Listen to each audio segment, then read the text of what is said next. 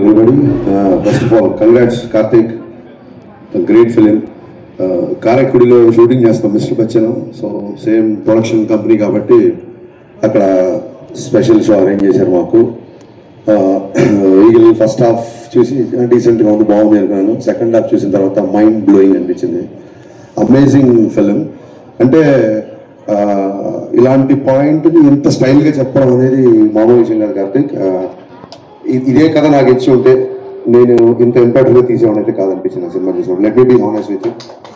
And cinema release ముందప్పటి నుంచి కూడా అన్నయ్య ముగ్గురు గురించి బాగా మాట్లాడుతున్నారు. మణిబాబు అనే అబ్బాయి డైలాగ్ చాలా బాగా రాశాడు రా, తిరిపోద్ది చూడు అని.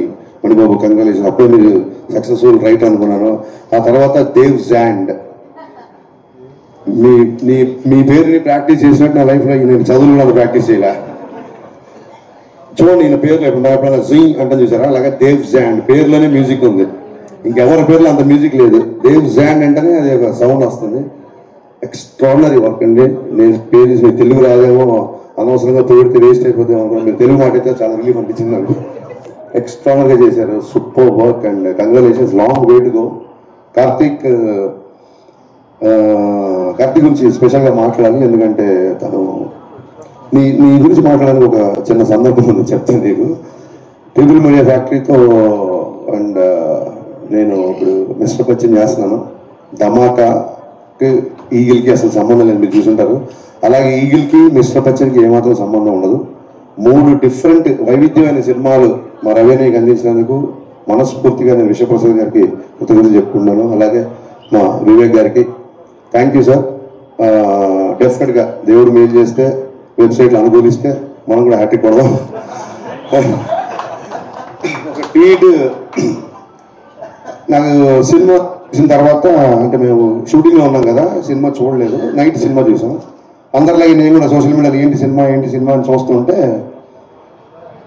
లవ్ స్టోరీ లేదు అని ఎక్కడో ట్వీట్ చూశాను. నేను లవ్ స్టోరీ ఇంకా బాగా చేయొచ్చు, ఈ లవ్ స్టోరీ ఇంకా బాగా చేయాలా అదే అన్నారు. నాకు అనిపించింది ఇప్పుడు ఏమైనా టైటిల్ ఏమైనా ప్రేమ పావురాలు అని పెట్టారు దీనికి. మన లవ్ స్టోరీ ఎక్స్పెక్ట్ చేయలేదు. ప్రేమ పావురాలు, ప్రేమ పంజరం, ప్రేమాలు ఏమైనా పెట్టాం ఆ టైటిల్. తుపాకీ పట్టుకొని అంత గడ్డం పెంచుకొని షూట్ చేసుకుంటూ వెళ్తుంటే ఏదో లవ్ స్టోరీ ఎక్స్పెక్ట్ చేసామంటే ఏంటి అసలు నాకు అర్థం కాలే బేసిక్గా. మీరు అంటే ఇప్పుడు ఏం మాట్లాడినా మళ్ళీ ఏమవుతుందంటే మళ్ళీ కాంట్రవర్సీ అలా అన్నాడు ఇది అన్నాడు ఇవన్నీ అనుకుంటారు. మీరు అనుకోవడం అనరు, నేను అంటమ్మా అన్నాను, అది సరిపోతుంది. అలాగా కార్తీక్ అనే వ్యక్తి గురించి ఒకసారి ఆలోచించుకుంది. క్రిటిసైజ్ చేసాము, అన్ని సినిమాలు అంతగా నచ్చాలని లేదు. చాలామంది నా దగ్గరకు వచ్చి సార్ మీ గబ్బర్ సింగ్ అంటే మీ మిరప కంటే షాక్ నచ్చింది అంటుంటారు.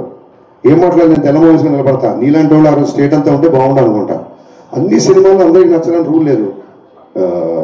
ఈగల్ బాగా నచ్చిన ఉండొచ్చు, నచ్చిన ఉండొచ్చు, ఎలా ఉండొచ్చు. But should understand one thing, criticize చేసే ముందు తను ఒక ఎక్స్ట్రాడనరీ కెమెరామెన్. కార్తీక్ గడ్డని అనే వ్యక్తి ఒక ఎక్స్ట్రాడనరీ కెమెరామెన్, చాలా కంఫర్టబుల్. అతను కనుక సినిమాటోగ్రఫీ చేయాలనుకుంటే చేతిలో 10 సినిమాలు ఉంటాయి ఎప్పటికీ. నాకు తెలిసి చాలామంది నా దగ్గరకు వచ్చి మా అసిస్టెంట్స్ లేకపోతే యంగ్స్టర్స్ వచ్చి కథ చెప్తే మేము డైరెక్షన్ చేద్దాం అనుకున్నప్పుడు కెమెరా అంటే కార్తీక్ కావాలి సార్, కార్తీక్ సార్ ఇంతమంది చెప్పారు నా దగ్గర.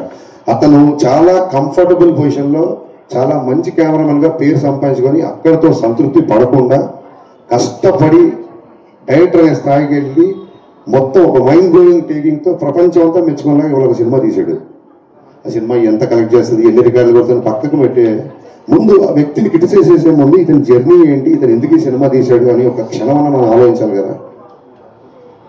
ఆ రకంగా మాట అనేసరికి నాకు నిజంగా చాలా ఫీల్ అయ్యాను. ఇంకా అప్పటికి సినిమా చూడలేదు కాబట్టి ఏంటి లవ్ స్టోరీ అంటారు. తర్వాత ఆరాధిస్తే తెలిసింది ఈ బ్యాచ్ RRRలో రొమాన్స్ లేదని అన్నారంట. ఆ తర్వాత తెలిసింది నాకు. తర్వాత ఎవరు తాలూకు వ్యక్తి అంటే తర్వాత అని చెప్పారు. ఒక విషయం మనందరం మర్చిపోయామా లేదా మనలో కొందరు మర్చిపోయారా నాకు తెలియదు. మీకు గుర్తుంటే సంతోషం, గుర్తులేని వాళ్ళు గుర్తు చేసిన అనుకోండి. నేనేదో గరికపాటి గారి లాగా చాగంట్ల లాగా ప్రవచనం మాత్రం ఇవ్వట్లా. వినండి, సినిమా ఇండస్ట్రీ అంటే ప్లీజ్ సైలెన్స్, ఒక్క మాట సైలెన్స్, మిగతాది కావాలన్నమాట. సినిమా ఇండస్ట్రీ అంటే సినీ నిర్మాతలు, సినీ దర్శకులు, సినీ నటులు, సినీ జర్నలిస్టులు కూడా మనం అందరం ఒక ఇండస్ట్రీ. మీరు మా మీద రాళ్ళు, మేము మీద రాళ్ళు వేసుకోవడానికి మీరు ఆ గట్టున మేము ఈ గట్టున లేవు. సినీ జర్నలిస్టులు అంటే part of industry. Please don't ever forget that. మీరందరూ మనం కలిస్తేనే ఇండస్ట్రీ. మీరు పబ్లిసిటీ చేయండి, నా సినిమా జనాలు రీచ్ అయ్యా అవ్వలేదు కదా. మనం ఒకళ్ళ మీద ఒకరు రాళ్ళేసుకోవడం ఏంటి అంటే, ఈ థాట్ నాకు ఎందుకు వచ్చిందంటే, నేను సురేష్ కొండరెడ్డి మీద ఏదో కౌంటర్ వేసినందుకు నాకు ఒక 200 ఫోన్లు వచ్చినాయి. గబ్బర్ సింగ్ ఎన్ని ఫోన్లు వచ్చినాయి, 60 ఫోన్లు వచ్చినాయి. నేను రియలైజ్ అయ్యా, మళ్ళీ వీడియో చూసా, ఎందుకు ఎంతమంది ఫోన్ చేస్తాను వీడియో చూసా. నేనేం పెద్ద గొప్పగా మాట్లాడాల, మామూలుగా నా ఫ్లోలోనే మాట్లాడు అంతే. నేనే సురేష్ కొండరెడ్డితో నేను ఆయన సురేష్ కొండరెడ్డి నేను కౌంటర్ వేస్తే దానికి అప్రిషియేషన్ ఏంటిది చూస్తే నాకు అర్థమైంది ఏంటంటే, నేను గొప్పగా మాట్లాడాల, అతను చాలా సందర్భాల్లో తప్పుగా మాట్లాడాడు. అతని తాలూకున్న కసి నా పట్ల అప్రిషియేషన్గా మారి అన్ని ఫోన్లు వచ్చాయని నాకు అర్థమైంది. నేను పడిపోయే బ్యాచ్ కాదు పన్ను. సో నా తర్వాత అనిపించింది, ఇతను ఎవరు 10 ఏళ్ళ షాక్. అప్పటి నుంచి నాతో ట్రావెల్ అవుతాడు సురేష్ కొండరెడ్డి. కరెక్ట్గా లైట్లకి కెమెరాలు మైక్ ఉండేసరికి మనం ఆ గట్టు ఈ గట్టు అని ఎందుకు అనుకుంటున్నాం? మనం ఒక ఇండస్ట్రీ కదా, రీ జనరేషన్ అంతా మన ఇండస్ట్రీ కదా. I didn't enjoy it. Suresh Kondareddy ఏదో కౌంటర్ వేసా, 10 మంది ఫోన్ చేస్తే నేను దాన్ని ఎంజాయ్, నాకు చాలా బాధ వేసింది తర్వాత ఆలోచించుకుంటే. ఎందుకు అనవసరంగా మనం ఒక ఇండస్ట్రీ కదా, సోషల్ మీడియాలో బయట వాళ్ళు జనాలు మనం చూసి నవ్వుకోవడం ఏంటి అని అనిపించింది సీరియస్గా. మేము ఏ పొలిటికల్ ఎజెండా లేకుండా సినిమాలు తీస్తున్నామని చెప్పట్లా, తీయాలి అని చెప్తున్నాం. మేము ఒక వ్యాపారం చేస్తాం. సినిమా ఫస్ట్ కళాత్మకత, రెండోది వ్యాపారం. నాకు రాజకీయ ప్రత్యర్థి పార్టీలు కూడా నా సినిమా చూడాలని కోరుకుంటాను. అన్ని పార్టీల వాళ్ళు, కాంగ్రెస్ వాళ్ళు, టీఆర్ఎస్ వాళ్ళు, బీఆర్ఎస్ వాళ్ళు, బీజేపీ, వైసీపీ, నా సినిమా అందరూ చూడాలనుకుంటా. నేను ఒక వర్గాన్ని ఎందుకు దూరం చేసుకుంటాను? నేను దూరం చేసుకునే ఆలోచన నాకు ఎందుకు ఉంటుంది? ఒకసారి నా ట్విట్టర్ హ్యాండిల్ చూడండి. పవన్ కళ్యాణ్ గారు క్లియర్గా చెప్పారు, ఎవరైనా cinema director stick to cinema. Janasena సంబంధించినవి కానీ, లేకపోతే ఇంకోటి సంబంధించింది కానీ, లేకపోతే నా పద్ధతిలో అంటారు కానీ మీరు ఎవరు రియాక్ట్ అవ్వాల్సిన అవసరం లేదు. మీ పని మీరు చేసుకుంటే చాలా క్లియర్గా చెప్పారు. ఎందుకంటే సినిమా చేస్తున్నప్పుడు సినిమా హౌస్ఫుల్ అవ్వాలనుకుంటాం. 10 మంది కాదు, 100 మంది, 1000, 1,00,000 మంది నా థియేటర్లో ఉండాలనుకుంటాను నేను. ఒక ప్రత్యేక ఎజెండా అంటూ ఉండదు. నిన్న ట్వీట్ ఎందుకంటే బాధేసింది, రెండో సినిమా చేస్తున్నాడు. మేము ఉన్నాం కదా బండబారిపోయి, మీ మాటలకి, మీ టోనింగ్లకి, మీ అన్నిటికీ మా మీద అయ్యండి సెట్ మేము రెడీ. అతను రెండో సినిమా, ఒక అద్భుతమైన కెమెరామెన్ ప్యాషన్తో ఒక సినిమా తీశాడు. ఇలాంటి రేటింగ్లు, ఇలాంటి నెంబర్లు, ఇలాంటి కామెంట్స్ మీకు నచ్చలేదు వదిలేయండి. సంస్కృతిలో సామెత ఉంది, నా ప్రియా సత్యం అప్రియం. అవతల వ్యక్తికి నచ్చని ఒక సత్యాన్ని కూడా చెప్పొద్దని ఒక సామెత ఉంది. మన ఇండస్ట్రీ కదా, మన వ్యక్తి కదా, వాడు ఏం లేదు ఆకస్మిక పెట్టకల్లా. ఏమైపోయిందంటే ఒక చిన్న లైన్ మిస్ అవుతున్నాం. క్రిటిసిజంకి ట్రోలింగ్కి తేడా తెలియకుండా పోతుంది. విమర్శ వేరు, ఎద్దేవా ఎగతాళి వేరు. ఎవరో సోషల్ మీడియాలో ఫ్రస్ట్రేటెడ్ యూతో, ఫన్ కోసం చేసే యూతో ట్రోల్ చేసానికి అర్థం ఉంది. మన రివ్యూలు కూడా, మన మనుషులు కూడా ట్రోలింగ్ స్థాయికి దిగజారిపోతున్నారు. అక్కడ బాగా చేస్తుంది. క్రిటిసిజం ఎవరంటారు? ఇక్కడ హరీష్ శంకర్ ఈ సీన్ దగ్గర పట్టు తప్పాడు, ఇక్కడ డైరెక్షన్ బాగలేదు, ఈ సీన్ సరిగ్గా రాయలేదు. అద్భుతమైన క్రిటిసిజం కదా, క్రిటిసిజం చేయండి. ఎద్దేవాహం ఎగతాళి స్థాయికి వెళ్ళిపోతుంది, అక్కడ బాగా చేస్తుంది. ఇవన్నీ జరిగిన తర్వాత ఏమంటారంటే, మళ్ళీ మైకి తీసుకున్నాడు, మళ్ళీ గట్టిగా మాట్లాడంటారు. ఖచ్చితంగా గట్టిగా మాట్లాడతాం. 4 ఏళ్ళు అయింది, సినిమా లేట్ అవుతుందని చెప్పి ప్రొడ్యూసర్ ఇంట్లో కూర్చొని తెల్లారుల వరకు మద్యం తాగాడు ఒక డైరెక్టర్. ఇతను పవన్ కళ్యాణ్తో బ్లాక్ బస్టర్ తీసేద్దాం. ఇంకెవరు? ఇది మళ్ళీ ఆడికి ధైర్యం ఉండదు, మొత్తం రాసిన ధైర్యం ఉండదు. ఒక షాడో పెట్టి పెడతాడు. దమ్ముంటే నా ఫోటో వేసి హరీష్ శంకర్ తెల్లారు తాగడం రాయి, దాని తర్వాత నేను కౌంటర్ వేస్తాను. నువ్వు నాకు ఏమైనా ఐస్ వేసావా? నాకు పెగ్గి గెలిపావా? ఎలా పెగ్గి పట్టరా అంటే నేను పెగ్గి తీసుకొచ్చావా? ఏంట్రా నీ సోర్స్? పోనీ ధైర్యంగా ఫోటో వేసి రాయడం ఒక చిన్న షాడో. హౌ లాంగ్ అండి? How long we should take all this non sense?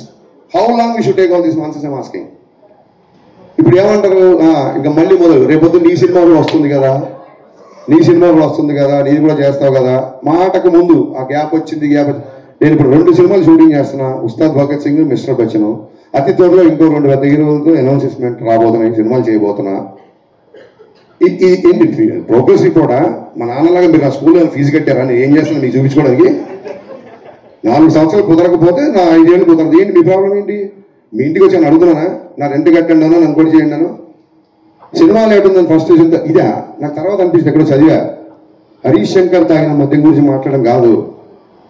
మన వాళ్ళు ఎలా ఉంటారంటే, శ్రీశ్రీ రాసిన పద్యం కంటే కూడా శ్రీశ్రీ తాగిన మద్యమే ఎక్కువ ప్రాచుర్యం పొందిందని చెప్పాడు కవి. విపరీతమైన పర్సనల్ అటాక్. మేమేమన్నా గాంధీ మోటార్ని చెప్పామో మీకు? విపరీతం అయిపోయింది. నాకు కార్తీక్ పరీక్షలో నేను ఆ విషయంలో చాలా ఫీల్ అయ్యా.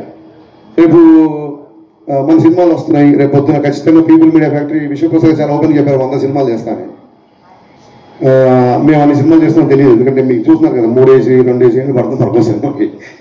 సో అన్ని సినిమాలు తీయొచ్చు తీయకపోవచ్చు. ఒకసారి మా గ్రూప్లో, మా డైరెక్టర్ గ్రూప్లో రాఘవేంద్ర గారు ఏదో సినిమాకి 27 years 100 ఫిలిమ్స్ 150 అనేది పెట్టారు. మేము అందరం కంగ్రాట్ చేసాం.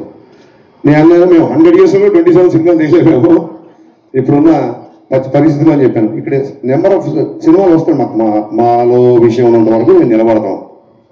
ఆయన 100 సినిమాలు తీయడానికి వచ్చిన ప్రొడ్యూసర్, ఆయన 100 సినిమాలు తీద్దాం అనుకున్నప్పుడు ఎన్ని లక్షల మందికి వస్తుందో, ఒక దాన్ని ఏమంటారు, ఒక ఉపాధి వస్తుంది. ఒకసారి ఆలోచించండి.